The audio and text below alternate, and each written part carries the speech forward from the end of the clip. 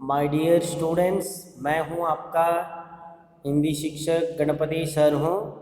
मैंने कल आपको शब्द विचार के बारे में सिखाया दिया था। आज मैंने आपको इस शब्द विचार में तत्सम और तद्भव शब्द के बारे में बता दिया था। आज मैंने आप देशी या देशज शब्द, विदेशी शब्द के बारे में थोड़ी जानकारी प्राप्त कराता हूँ। ध्यान दीजिए। उसके बाद मैंने संज्ञा के बारे में आपको बता देता हूँ। देखिए, अपनी देशज शब्द बोले तो क्या है?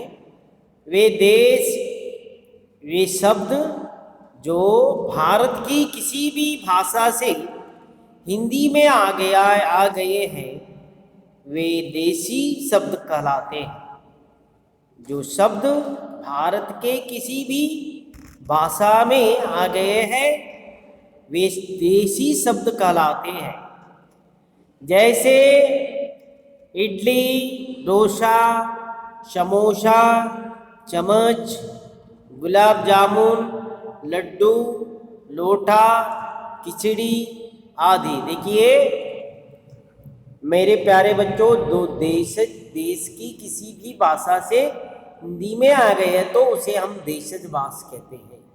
समझ में आए ना? देखिए, किसी भी भाषा में प्रचलित वे शब्द जो क्षेत्रीय जनता द्वारा आवश्यकता अनुसार घड़ लिए जाते हैं, वो देशज शब्द कहलाते हैं। अर्थात भाषा के अपने शब्दों को देशज शब्द कहते हैं। ಅಂದರೆ ದೇಶದ जो शब्द ಅಂದರೆ ಯಾವುದೇ ಶಬ್ದ जो भारत की किसी भी भाषा से, ಭಾರತದ ಯಾವುದೇ ಭಾರತ ದೇಶದಲ್ಲಿ ಹುಟ್ಟಿದಂಥ ಯಾವುದೇ ಭಾಷೆಯಿಂದ ಹಿಂದಿ ಭಾಷೆಗೆ ಇಲ್ಲಿ ಪ್ರಯೋಗವಾದರೆ ಅದನ್ನು ನಾವು ದೇಶದ ಭಾಷೆ ಎಂದು ಕರೆಯುತ್ತೇವೆ। समझ में आए ना आपको? कुछ एग्जाम्पल दे दिया हूँ और इधर भी है। देखिए, आपको एग्जाम्पल के लिए यहाँ देखिए बहुत सारे हैं। देखो, चम्मच, चहचाना, चिमटा, चाट, चुटकी और चिंदाढ़न, चट्टी, चोहरा, चल चलाना, झंडा, झगड़ा, टूट, टटेरा, डगमगाना, ढक्कन, ढांचा, धूर, ये सब देश दीदी, पटका, परात, पगड़ी, फेंक, फटाफट, बड़बड़ाना, बटलोई, बटलोई, बाप, बुद्ध, भलभलाना, गोला, मकाई, मियाना, मुक्का, लफलफाना, लड़की, लुंगदी, लोटा, फोट, लोटा, हिनाना, ये सब क्या है? देशज शब्द के लिए उदाहरण है। और कुछ द्रवीय पदार्थों के या जातियों की भाषाओं से भी आए देशज शब्द हैं। अनल, खजल, नीर, पंडित, माला, मीन, कांच, कटी, चिकना, ताला, लुंगी, डोसा, इडली, ये सब क्या है? कुछ द्रवीय जातियों की भाषाओं से देशज शब्द। और कोल, संस्थाल आदि जातियों की भाषा से बने ही के देशज शब्द है। देखिए, केला, करफास, कापास, सरसों, कोड़ी, तांबूल, परवल, बाजरा, मिंडी आदि। विदेशी शब्द बोले तो क्या है? देखिए, तत्सम, तद्भव, देशज और विदेशी शब्द। विदेशी शब्द बोले तो जो शब्द भारत से बाहर की किसी भाषा से हिंदी में आ गए तो उन्हें विदेशी शब्द कहते हैं। जो शब्द, देखिए, जो शब्द भारत के किसी भी विदेशी शब्द से भारत में आ गए तो उसे हम विदेशी शब्द कहते हैं। ಯಾವ ಶಬ್ದವು ಭಾರತ से ಭಾರತದ ಹೊರಗಿನಿಂದ ಬಂದಂತಹ ಶಬ್ದವು ಹಿಂದಿ ಭಾಷೆಯಲ್ಲಿ ಪ್ರಯೋಗ ಆದರೆ ಅದನ್ನು ನಾವು ಏನಂತ ಕರೀತೇವೆ? ವಿದೇಶಿ ಶಬ್ದ ಎಂದು ಕರೆಯುತ್ತೇವೆ। देखिए, राजनीतिक, आर्थिक, धार्मिक एवं सांस्कृतिक कारणों से किसी भाषा में अन्य देशों की भाषाओं से भी शब्द आ जाते हैं उन्हें विदेशी शब्द कहते हैं। हिंदी भाषा में प्रयुक्त अंग्रेजी, अरबी, फारसी, पुर्तगाली, तुर्की, फ्रांसीसी, चीनी भाषाओं के अतिरिक्त डच, जर्मनी, जापानी, तिब्बती, रूसी, यूनानी भी शब्द प्रयुक्त होते हैं।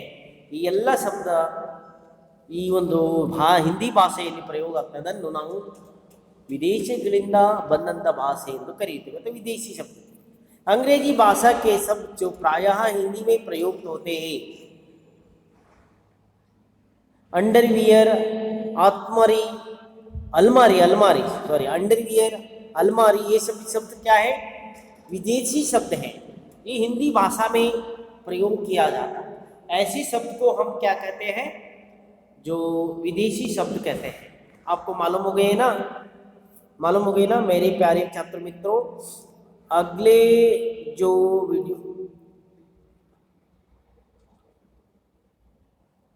वीडियो में मैं आपको क्या है, संज्ञा के बारे में आपको मैं थोड़ी जानकारी प्राप्त कराता हूँ। संज्ञा बोले तो क्या है?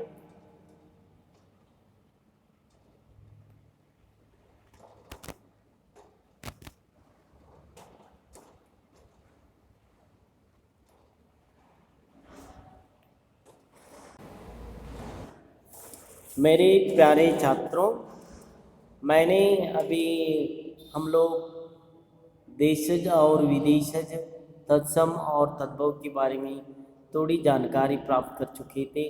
अब मैं आपको संज्ञा के बारे में, संज्ञा के विकारी शब्द के बारे में थोड़ी जानकारी प्राप्त कराने के लिए कोशिश करता हूँ। संज्ञा बोले तो क्या है? संज्ञा बोले तो अंग्रेजी में नाउन कहते हैं। नामपद, कन्नड़ में भी नामपद। देखिए इसका परिभाषा क्या होती है? किसी संज्ञा, इसका परिभाषा, इसका मतलब, इसका मीनिंग्स देखिए। किसी प्राणी, वस्तु, स्थान, भाव, अवस्था, गुण या दशा के नाम को संज्ञा कहते हैं। क्या कहते हैं? संज्ञा मतलब किसी व्यक्ति, वस्तु, स्थान अथवा भाव सूचक शब्द को संज्ञा कहते हैं। किसी वस्तु, व्यक्ति, स्थान, भाव सूचक शब्दों को हम क्या कहते हैं? संज्ञा कहते हैं। देखिए इधर किसी प्राणी, वस्तु, स्थान, भाव, अवस्था, गुण या दशा के नाम को सूचक शब्दों को हम क्या कहते हैं? संज्ञा कहते हैं। जैसे देखिए उदाहरण के लिए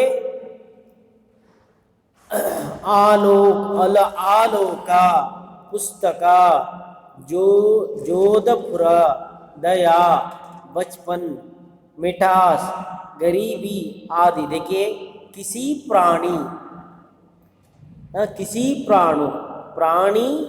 वस्तु, स्थान, भाव, अवस्था, गुण, दशा सूचक शब्द को हम क्या कहते हैं?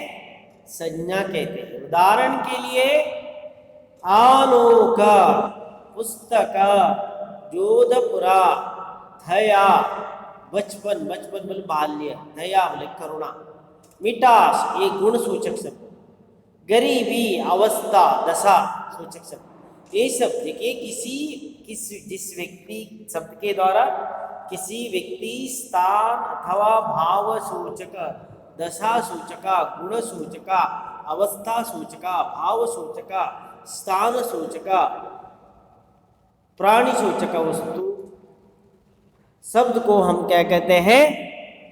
संज्ञा कहते हैं। इसमें कितने प्रकार होते हैं? संज्ञा में कितना प्रकार है? ये संज्ञा मुख्यतः 3 प्रकार की होते हैं। संज्ञा में मुख्यतः कितने प्रकार के होते हैं? 3 प्रकार के होते हैं। पहला व्यक्तिवाचक संज्ञा। पहला नंबर क्या है? व्यक्तिवाचक संज्ञा। दूसरा नंबर जातिवाचक संज्ञा। तीसरा नंबर भाववाचक संज्ञा। इस प्रकार संज्ञा में 3 प्रकार है। संज्ञा में 3 प्रकार होते हैं। यस, अभी हम पहला नंबर व्यक्तिवाचक संज्ञा बोले तो क्या है? What is the meaning of व्यक्तिवाचक संज्ञा? व्यक्तिवाचक संज्ञा बोले तो क्या है? इसका जो परिभाषा देखिए, जिस संज्ञा से किसी एक विशेष व्यक्ति, उसका स्थान या वस्तु का बोध हो, उसे व्यक्तिवाचक संज्ञा कहते हैं। फिर एक बार, जिस संज्ञा शब्द से किसी जाति का बोध हो, किसी संज्ञा शब्द से किसी एक विशेष व्यक्ति स्थान या वस्तु का बोध हो, उसे व्यक्तिवाचक संज्ञा कहते हैं। देखिए यहां भी है, किसी व्यक्ति विशेष, वस्तु विशेष अथवा स्थान विशेष के नाम को व्यक्तिवाचक संज्ञा कहते हैं। समझ में आए ना? हाँ,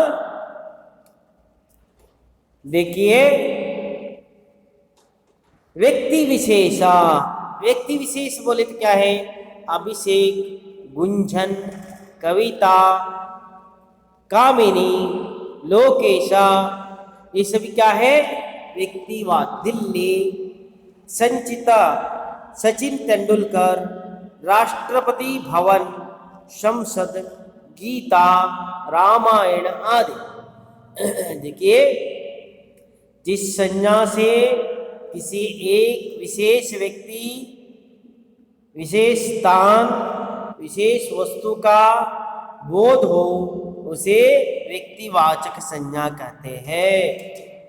ಯಾವ ಶಬ್ದದಿಂದ ಒಬ್ಬ ವಿಶೇಷವಾದ ವ್ಯಕ್ತಿ ಸೂಚಿಸುತ್ತದೆಯೋ, ಯಾವ ಶಬ್ದದಿಂದ ವಿಶೇಷವಾದಂಥ ವಸ್ತುವಿನ ಸ್ಥಾನವನ್ನು ಸೂಚಿಸುತ್ತದೆಯೋ, ಯಾವ ಶಬ್ದದಿಂದ ವಿಶೇಷವಾದಂತಹ ವ್ಯಕ್ತಿ, ವಸ್ತು, ಸ್ಥಾನ ಅನ್ನು ಸೂಚಿಸುತ್ತದೆ, ಅದನ್ನು ನಾವು ವ್ಯಕ್ತಿವಾಚಕ ಸಂಜ್ಞಾ ಎಂದು ಕರೆಯುತ್ತೇವೆ। समझ में आए ना? ಈಗ व्यक्तिवाचक सचिन तेंदुलकर, क्रिकेट दुनिया में ये बहुत फेमस व्यक्ति है। उसका सचिन तेंदुलकर नाम बोलने के बाद हमें सीधा क्रिकेट दुनिया में जाते हैं। और अभिषेक बच्चन, अमिताभ बच्चन, देखिए ये बॉलीवुड में, हिंदी बॉलीवुड में बहुत फेमस व्यक्ति है ना? कर्नाटक में राजकुमार कहते हैं, सैंडलवुड में बहुत फेमस व्यक्ति है। और तमिलनाडु में, टॉलीवुड में देखो, टॉलीवुड में चिरंजीवी, कौन है,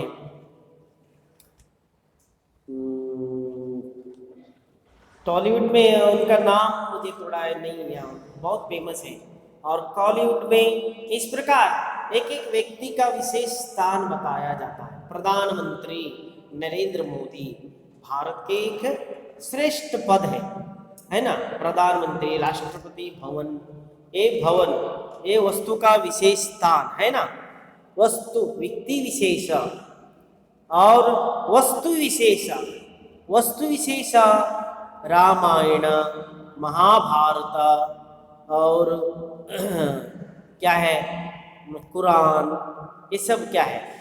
कुरान और बाइबल, और क्या है, उषा पंखा, रीटा मशीन, ये सभी वस्तु का विशेष होती है।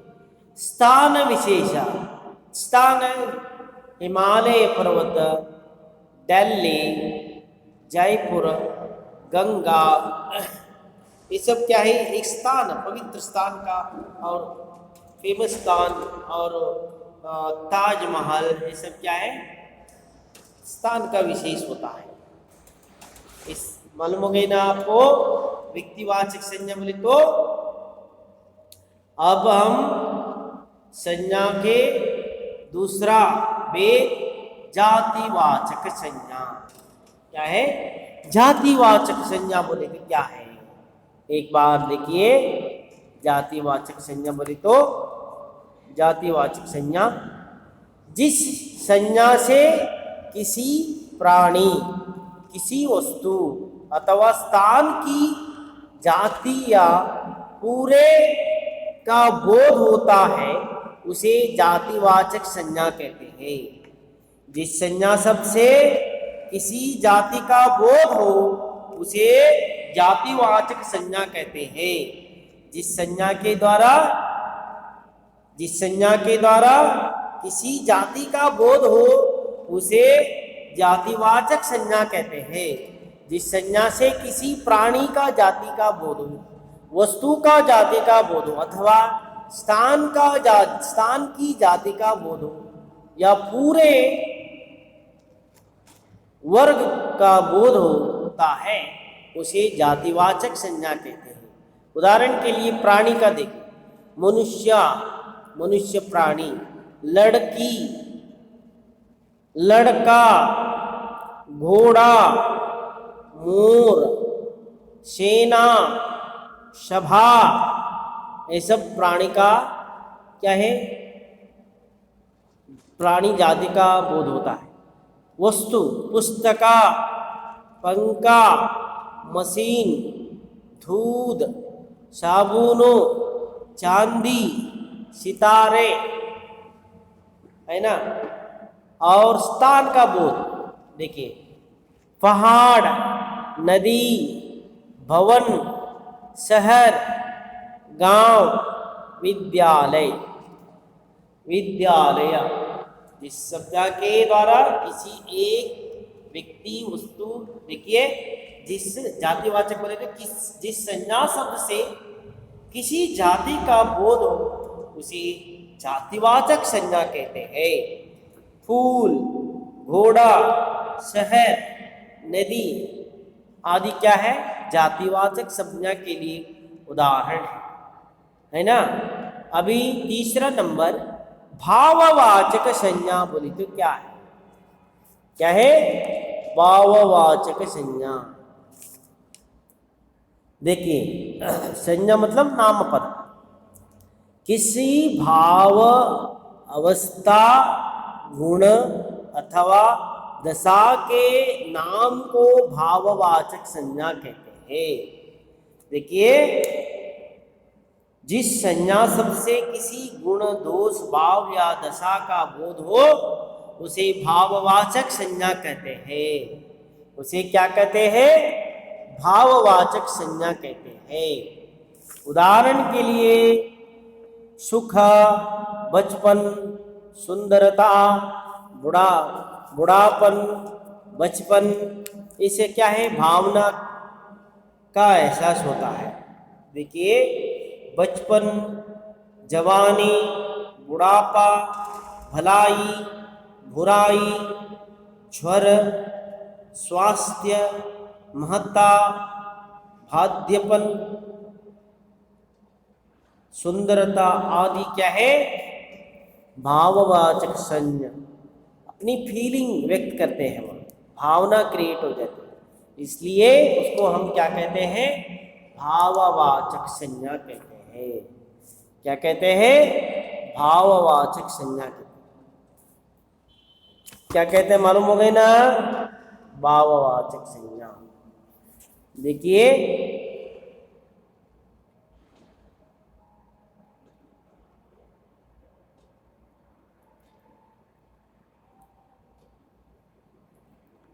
और देखिए, संज्ञा के ये 3 वेद हो गए ना। संज्ञा में और 2 वेद है, और 2 भी वेद माने जाते हैं। और एक समूहवाचक, द्रव्यवाचक भी कहते हैं। संज्ञा में और 2 वेद है, समूहवाचक। देखिए फिर एक बार, कतिपय विद्वान अंग्रेजी व्याकरण की नकल करते हुए हिंदी में भी एक समुदायवाचक संज्ञा तथा द्रव्यवाचक संज्ञा के और दो भेद बताते हैं, किंतु हिंदी में उक्त दोनों भेद जातिवाचक संज्ञा के अंतर्गत आते हैं। देखिए हम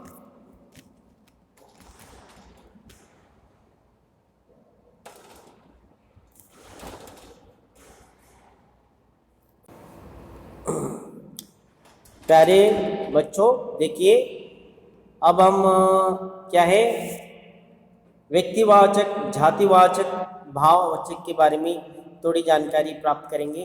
देखिए भाववाचक संज्ञा किसी संज्ञा शब्द से किसी गुण, दोष, भाव या दशा का बोध हो उसे भाववाचक संज्ञा कहते हैं। जिससे जिस संज्ञा शब्द के द्वारा किसी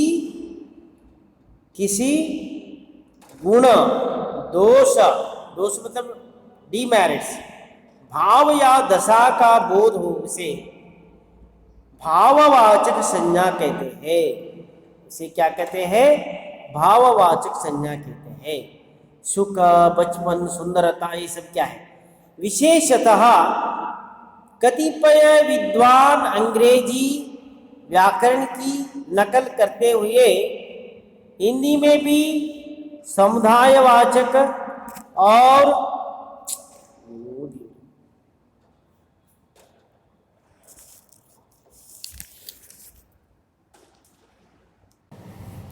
देखिए कतिपय विद्वान अंग्रेजी व्याकरण की नकल करते हुए हिंदी में भी समुदायवाचक संज्ञा तथा द्रव्यवाचक संज्ञा दो भेद और बताते हैं। किंतु हिंदी में उक्त दोनों भेद जातिवाचक संज्ञा के अंतर्गत आते हैं। ये क्या है? समुदायवाचक तथा द्रव्यवाचक, ये जातिवाचक के अंदर ही आ जाता है। फिर भी देखिए भाववाचक संज्ञा कैसे बना सकते हैं, तो सुनिए। जातिवाचक संज्ञा सर्वनाम, विशेषण, क्रिया तथा कुछ अव्ययी पदों के साथ प्रत्यय के मेल से भाववाचक संज्ञाएं बनती हैं।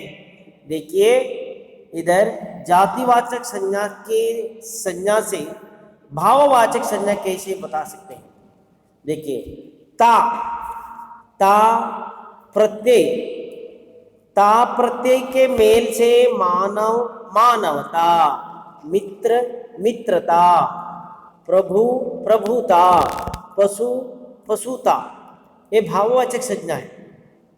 ತಾ ಇದು ಪ್ರತ್ಯಯ, ತಾ ಇದು ಏನು ಹೇಳಿ?